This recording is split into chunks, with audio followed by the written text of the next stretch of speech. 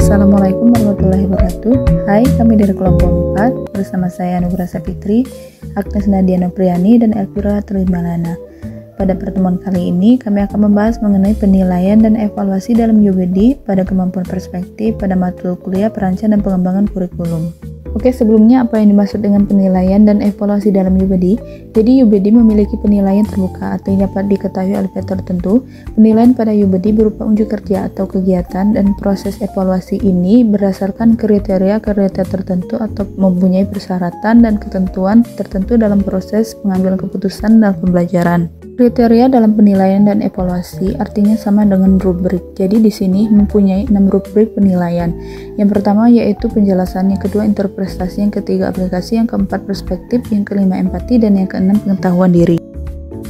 Fokus pembahasan pada kali ini mengenai kemampuan perspektif. Jadi kemampuan perspektif merupakan cara melihat suatu hal dari sudut pandang yang berbeda.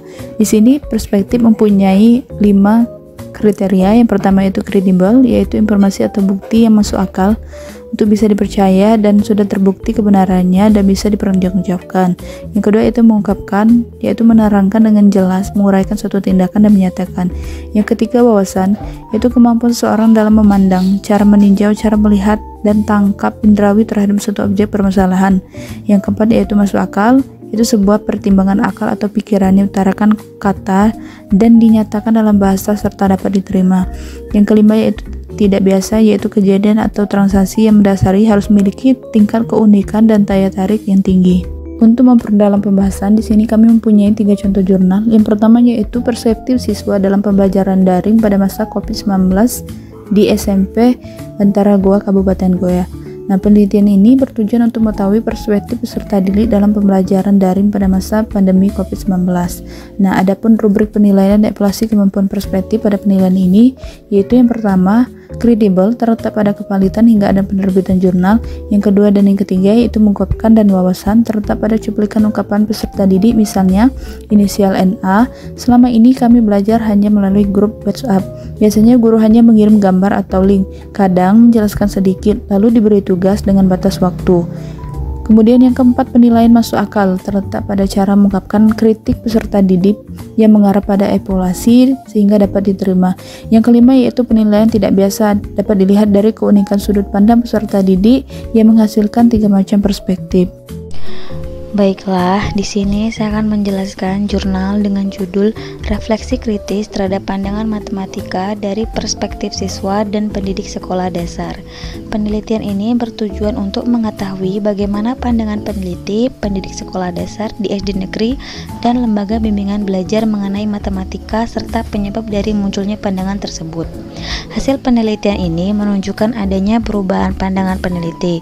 Perubahan pandangan disebabkan oleh pengalaman peneliti. Pandangan positif dapat mempengaruhi sikap positif siswa, dan sebaliknya pandangan negatif menjadi negatif. Pandangan dan pengalaman pendidik mempengaruhi pola pembelajaran matematika. Rubrik penilaian dan evaluasi kemampuan perspektif kredibel terletak pada kevalitan hingga ada penerbitan jurnal peneliti. Mengungkapkan dan wawasan terletak pada pengalaman pribadi yang dialami peneliti itu sendiri. Penilaian masuk akal yaitu kedua pendidik memiliki satu pandangan yang sama, yakni pandangan positif, yang kemudian mengakibatkan keduanya memiliki pola pembelajaran yang dirasa cukup untuk memenuhi ciri guru efektif. Penilaian tidak biasa dapat dilihat untuk mengurangi adanya kesenjangan siswa dengan matematika, diharapkan memberikan jembatan agar tidak lagi memandang matematika secara negatif. Sekian penjelasan dari saya, terima kasih. Saya akan melanjutkan presentasi dari rekan saya tadi mengenai jurnal yang telah saya baca, kepribadian guru dari perspektif siswa. Penelitian ini bertujuan untuk mengetahui perspektif peserta didik terhadap kompetensi kepribadian guru dalam mengajar.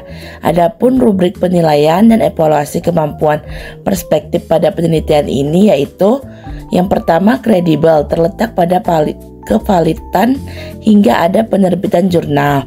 Kedua dan ketiga, mengungkapkan dan wawasan, terletak pada hasil jawaban kuesioner yang telah diberikan bahwa Bapak Ibu guru yang mengajar di sekolah tersebut sudah memiliki kompetensi kepribadian yang baik. Keempat, penilaian masuk akal, terletak dari hasil dengan hasil yang mengarah pada evaluasi bahwa bisa diterima. Kelima, penilaian tidak bisa terlihat dari jawaban yang diberikan peserta didik bervariasi, menunjukkan keunikan berdasarkan sudut pandang dalam memberikan pendapat.